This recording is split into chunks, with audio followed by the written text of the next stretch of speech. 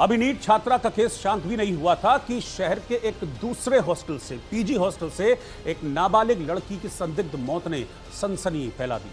ये मामला 6 जनवरी का है, जब पटना के एग्जीबिशन रोड स्थित परफेक्ट गर्ल्स पीजी हॉस्टल में 15 साल की एक लड़की का शव उसी के कमरे से मिलता है। मृतका औरंगाबाद जिले के गोह बाजार निवासी की बेटी बताई जा रही है। इस लड़की का सपना था कि वो डॉक्टर बनेगी और लोगों का इलाज करेगी, लेकिन उसका सपना उसी के साथ चला गया। इस मौत को आत्महत्या मानने से परिवार वाले साफ इनकार कर रहे हैं। वो कह रहे हैं कि यह साजिश है, हमारी बेटी आत्महत्या नहीं कर सकती, और वो कह रहे हैं कि हत्या है, ये कोल्ड ब्लडेड मर्डर है, हत्या की गई है। इस मामले में संचालक समेत कई लोगों पर कार्रवाई की मांग की गई है। एफआईआर भी दर्ज हुई है। परिजनों के मुताबिक उनकी बेटी 23 जून 2025 से इस हॉस्टल में रह रही थी। 30 दिसंबर 2025 को वो घर आई थी और 4 जनवरी 2026 को दोबारा वो लोग उसे हॉस्टल छोड़कर आए थे। 5 जनवरी को बेटी से उनकी बातचीत हुई थी, जो बिल्कुल सामान्य बातचीत लग रही थी, लेकिन अगले दिन 6 जनवरी दोपहर में उन्हें इस बात की जानकारी दी जाती है कि उनकी बेटी ने फांसी लगाकर आत्महत्या कर ली, अपनी जान दे दी। अब परिजनों का आरोप यह है कि हॉस्टल प्रशासन ने नियमों को दरकिनार करते हुए उनकी बेटी के शव को बिना पुलिस और परिवार की मौजूदगी के बिस्तर पर रख दिया। इससे जो शक है, जो संदेह है, और गहरा हो गया। पुलिस के पहुंचने पर शव को पीएमसीएच भेज दिया गया। इस पूरे मामले में 2 मुस्लिम लड़कों पर छात्राओं के उत्पीड़न का आरोप लगा है।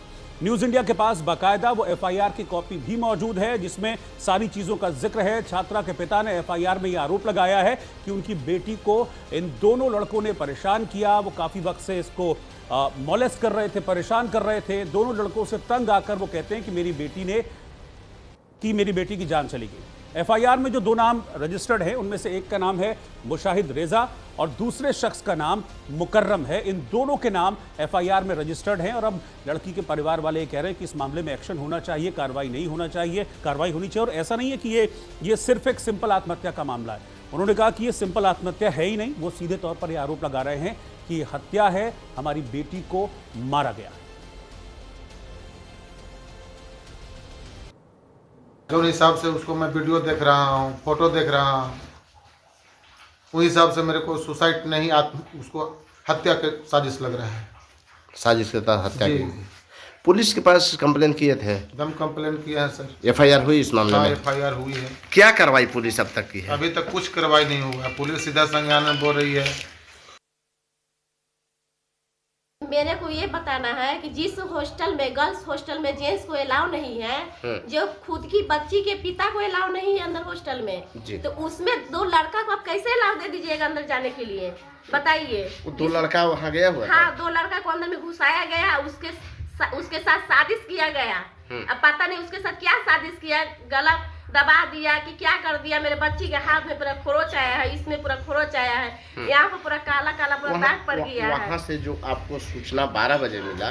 12:30 बजे सूचना, 1 बजे सूचना हमको मिला। वहाँ से कौन किया थे फोन आपको? हॉस्टल का वो जो मैन अथी जो था ना, मालिक, वही कॉल किया है कि आपकी बच्ची है ना, आत्महत्या कर लिए, खुद अपने आप कर लिए, फांसी लगा लिए। विकास ओझा मेरे सहयोगी इस वक्त मेरे साथ पटना से लाइव जुड़ रहे हैं। विकास, जिस तरह के आरोप परिजन लगा रहे हैं, वो कहते हैं कि पुलिस इसे आत्महत्या बनाने पर तुली हुई है, लेकिन ये आत्महत्या नहीं है। वो कह रहे हैं कि ये सीधे तौर पर हत्या है। सवाल है कि सुशासन का दावा किया जाता है, लेकिन अब तो ये सवाल खड़े होने लगे हैं कि सुशासन में बेटी को कैसे बचाएं। हाल की ये 2 घटनाएं इसी ओर इशारा करती हैं क्या? बिल्कुल। देखिए रोहित, अब जो महिलाओं की सुरक्षा है उस पर बड़े सवाल खड़े हो गए हैं कि क्या बिहार में महिलाएं और बच्चियां सुरक्षित हैं या नहीं हैं, और इस पर बड़े सवाल खड़े होंगे। साथ ही साथ जो ये पूरा मामला है, इसमें जो 2 आरोपी हैं वो 2 मुस्लिम समुदाय से हैं। एक है मुजाहिद रेजा और दूसरा है मुकर्रर रेजा। इन दोनों पर आरोप है कि ये जो बच्ची है जिसकी बात कही जा रही है कि फांसी लगाकर उसने आत्महत्या कर ली है, उसके बारे में कही जा रही है कि इस बच्ची को ये दोनों परेशान किया करते थे। और ये बात एफआईआर के पन्नों में भी दर्ज है, जब उसके पिता ने इस मामले को लेकर एफआईआर दर्ज कराया था तब। क्योंकि ये मामला पटना के पीजी हॉस्टल का है, जो परफेक्ट पीजी हॉस्टल है, गांधी मैदान थाने क्षेत्र में आता है। हाँ। और ये घटना 6 तारीख की है, और जब ये घटना रजिस्टर्ड हुई उसके बाद से आज पुलिस को इसके पोस्टमार्टम रिपोर्ट मिले हैं, पुलिस इसमें जांच कर रही है। लेकिन सवाल फिर वही आ जा रहा है कि क्या बिहार में महिलाएं और बच्चियां सुरक्षित हैं? क्योंकि जिस तरीके से मामले आ रहे हैं और जिस तरीके से बिहार के अलग अलग इलाकों से खबरें आ रही हैं, उससे ये सवाल उठना बिल्कुल लाजमी है कि क्या बिहार में बच्चियां और महिलाएं सुरक्षित हैं या नहीं हैं। सरकार दावा करती है कि बिहार में महिलाओं की स्थिति सुधरी है, वो सुरक्षित है, लेकिन जिस तरह की खबरें आ रही हैं उसके हिसाब से ये बिल्कुल कहना बेईमानी होगी कि बिहार में महिलाएं और बच्ची सुरक्षित है। जी रोहित। अच्छा, मुझे एक चीज़ बताइए विकास, इस मामले में जो दो नाम आप बता रहे हैं, एक तो मोहम्मद रेजा और दूसरा मुकर्रम का नाम, क्या इन लोगों तक पुलिस अभी पहुंची है? इनकी इन्वॉल्वमेंट का जो परिजन आरोप लगा रहे हैं उस बारे में अभी तक पुलिस कुछ कह रही है? अभी तक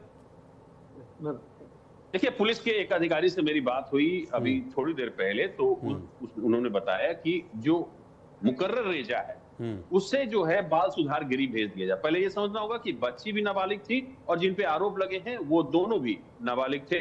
तो इस हिसाब से जब पुलिस ने इन चीजों को मतलब जब जांच की, जब पड़ताल की, तो उसमें मुकर्रर रेजा को बाल सुधार गृह भेज दिया गया। सबसे बड़ा सवाल ये है कि जब गर्ल्स हॉस्टल है, जो परफेक्ट गर्ल्स हॉस्टल है, उसमें ये दोनों क्या कर रहे थे? हाँ। जिस वक्त लड़की फंदे से लटकी थी, तो क्या बताया जा रहा है कि इनको लड़की को फंदे से नीचे उतारने के लिए, बेड पर सुलाने के लिए ये दो वहां पर मौजूद थे। और आखिरी कॉल पर जब बात हुई है उस बच्ची की मुकर्रर रेजा के साथ, वो 13 मिनट की बातचीत है जिसको इंटरसेप्ट करने की कोशिश, जिसको जो मोबाइल में जो रिकॉर्डिंग है उसको वो निकालने को, डेटा रिकवर करने की कोशिश पुलिस कर रही है। जी ठीक है विकास, बहुत बहुत शुक्रिया आपका। आप इस पर नजर बनाए रखिएगा। सुशासन में जिस तरीके से बेटियों की सुरक्षा को लेकर गंभीर सवाल खड़े हो रहे हैं, ये वाकई में सरकार के ऊपर भी सवाल खड़े करता है। वहीं पटना में जिस तरीके से नीट छात्रा की मौत हुई थी, पहले हमने देखा था, दो मामले सामने आ चुके हैं, एक औरंगाबाद का, एक जहानाबाद का।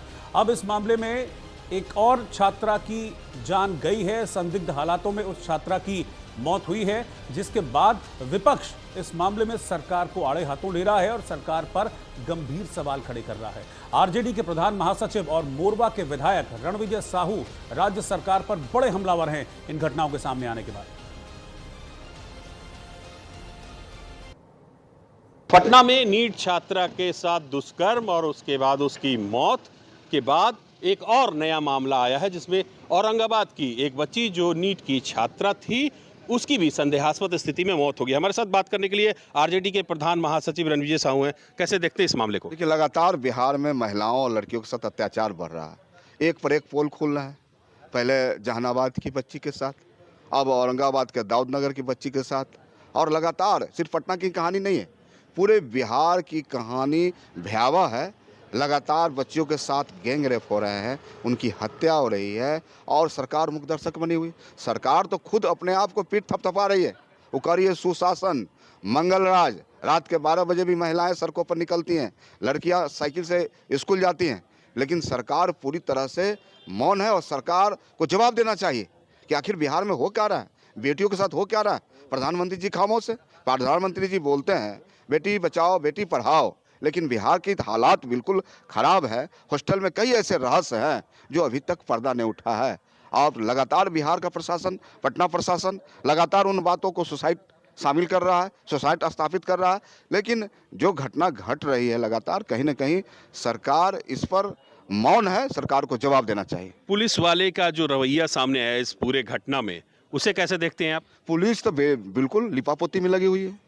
पटना पुलिस पहले कहती आत्महत्या का मामला है, जब पोस्टमार्टम से राज खुलते हैं तो पुलिस के हाथ पांव फूल रहे हैं। तो बिहार अभी तक कब तक ये जो झेल रहा, दंश झेल रहा है, सरकार खामोश है, सरकार कार्रवाई नहीं कर रही है, लोगों का भय बढ़ाया गया, लोगों का सरकार पर से, प्रशासन पर से भरोसा उठ रहा है। आखिर सरकार कब नींद खुलेगी सरकार का? तो इन तमाम बातों को राष्ट्रीय जनता दल कभी खामोश रहने का काम नहीं करती है। राष्ट्रीय जनता दल गरीबों की बात करती है, कमजोरों की बात करती है। आज बक्सर के नामापुर थाना में एक बच्ची, 14 वर्षीय नाबालिग बच्ची स्कूल जाती है और उसको दबंगे के द्वारा उसको पकड़ के झोपड़ी में उसके साथ दुष्कर्म होता है। आखिर हो क्या रहा है बिहार में? इसके लिए जिम्मेवार कौन है? बिहार के मुखिया माननीय नीतीश कुमार जी को जवाब देना चाहिए। गृह मंत्री सम्राट चौधरी अपने आप को बहुत मजबूत नेता बताते हैं। आप क्या लगता है इस मामले में मजबूती से कार्रवाई होगी? अब उनको तो जवाब देना चाहिए ना। माननीय गृह मंत्री जी लगातार SIT का गठन कर रहे हैं।